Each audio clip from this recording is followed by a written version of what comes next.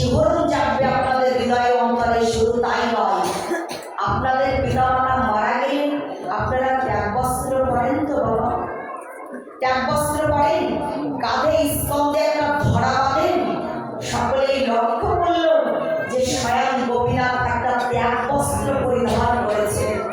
তারা স্কন্ধে একটা ধরা বেঁধেছেন, তিনি ক্রন্দন করছেন। স্বয়ং গোপীনাথের ক্রন্দন ধ্বনি শ্রবণ করে, দৃশ্য দর্শন করে সকলে উৎফুল্ল চিত্তে জয়ধ্বনি করতে লাগলো, ধন্য গোবিন্দ তুমি ধন্য।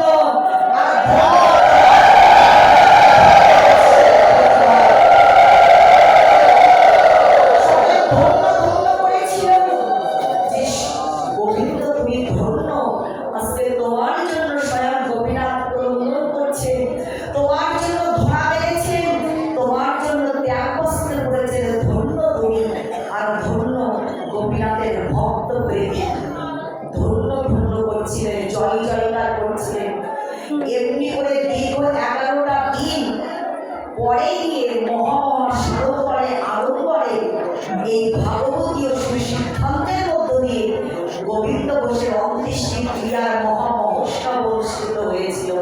আর তারপরের দিন পুরোহিত মহাশয় নববস্ত্রে বিভূষিত ভূষিত করেছিলেন গোবিন্দকে। আজকে আমাদের জানিয়ে দিলেন কি জানো? এই অনুরাগটা চাই, এই সমর্পণটা চাই। ভগবান ভক্তের দাস হবে এই প্রার্থনাটা নয়, আমাদের প্রার্থনা থাকবে অন্তিমে যে গতিটা ভক্তপ্রবার গোবিন্দ ঘোষের ভাগ্যে জুটল ঘটল, আমাদেরও ভাগ্যে যেন তেমনি গতিটা আমরা প্রাপ্ত হতে পারি, তেমনি প্রাপ্তিটা আমাদের ভাগ্যে ঘটে।